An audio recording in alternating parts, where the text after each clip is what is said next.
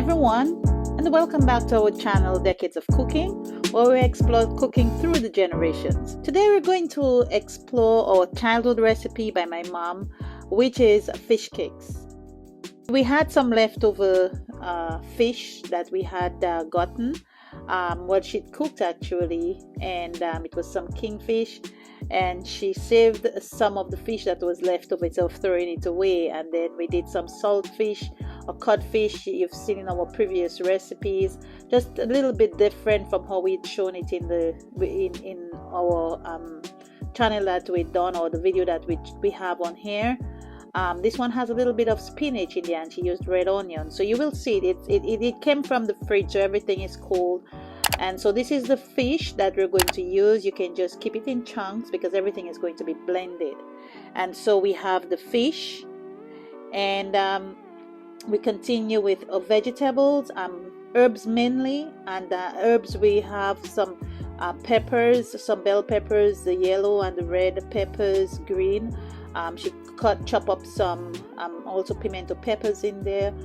We have about half an onion. We have about 4 cloves of garlic, and we also use half of the very strong pepper, the Scotch bonnet pepper, that we're going to also add in there, because this fish cake, one of the things about it was that it's supposed to be spicy.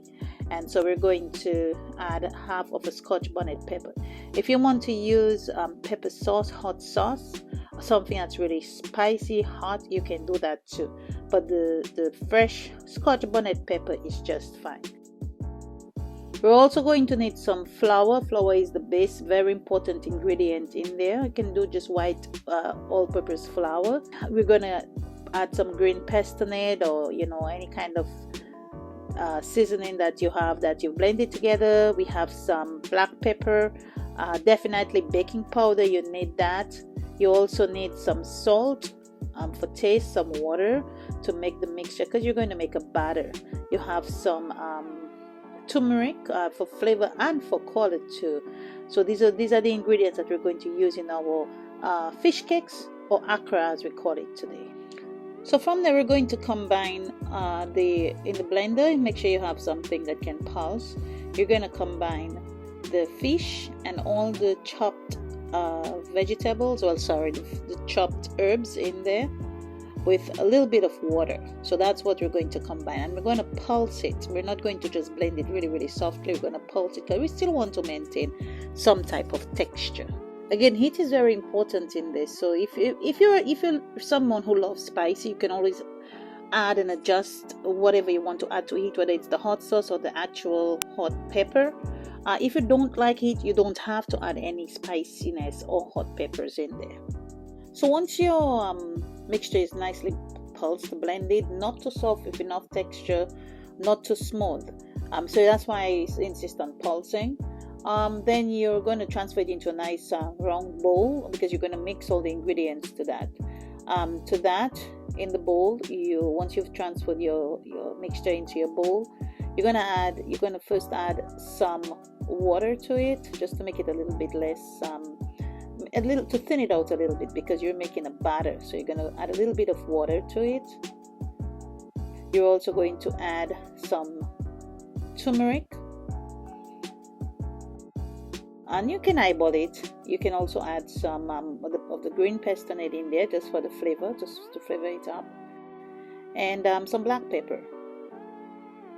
To that mixture, we're going to add our flour.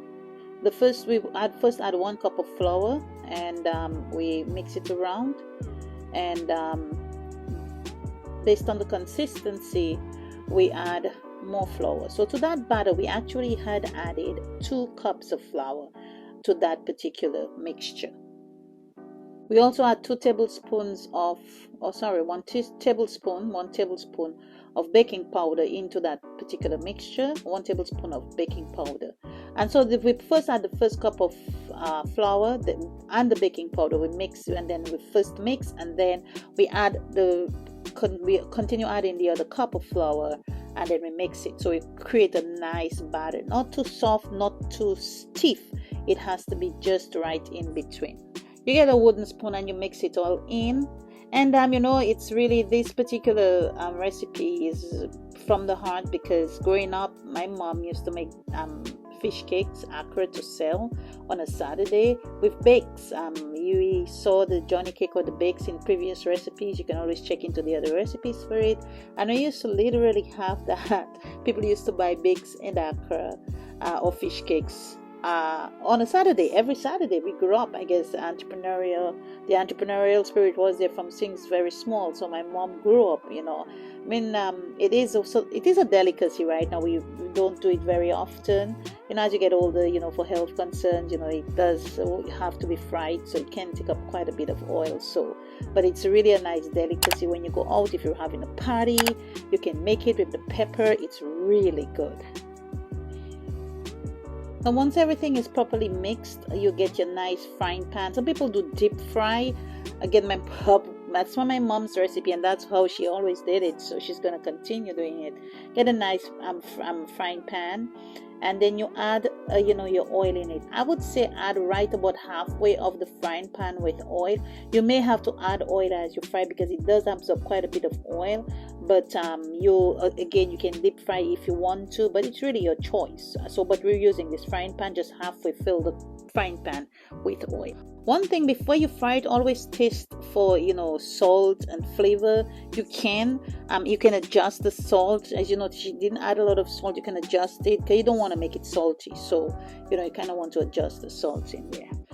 She added a little bit of adobo seasoning, which is sort of like a seasoning salt. We don't use it very often in our cooking, especially nowadays. But for that particular recipe, since it is a batter, you can add a little. But be very careful with the salt, So she just added a little bit of that in there. So this is an example of the batter right before we start frying. So our oil is in our frying pan, just getting hot. You can keep it in there for about 5 minutes. You can test just a little piece of a little bit of the batter on the side to make sure, as long as it starts frying and sizzle, it's hot. Do not allow it to sit in the oil if it's not hot enough. That's very important. So test it with just a little bit of batter, and you will know when it's time to start adding the batter in to start frying it fully. In the meantime, we're preparing our container once you fry it, because it does absorb a lot of oil. You want to use a lot of paper towel. So you can see we put a bowl with a lot of paper towel. So once we take it out, we can add it. We've added just a little bit. You can see it has started frying. So we're getting close to getting ready to put the batter in the frying pan. So once we see our little trial batter is really sizzling away in the frying pan, we get a spoon, or you can get a scoop.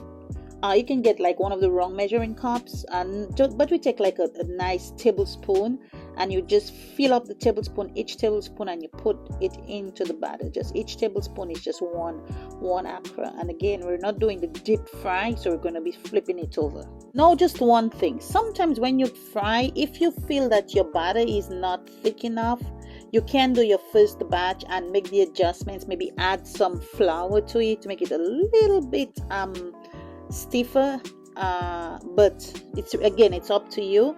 You can adjust it after that, but we're adding it on now. So once it gets golden brown on one side, you flip it over, and you do the same thing for the other side. You make it get really golden brown, and you continue the process throughout until everything is fried.